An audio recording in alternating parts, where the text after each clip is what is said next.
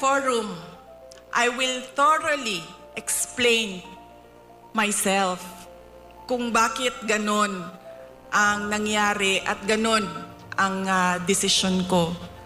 Pero sa ngayon, hinihingi ko lang ang patawad ninyo na nagkamali ako.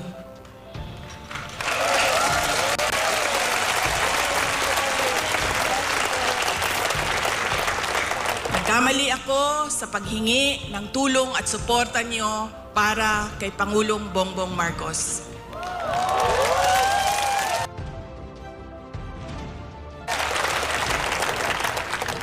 I was on the mistaken belief that we were together on the platform of unity and continuity.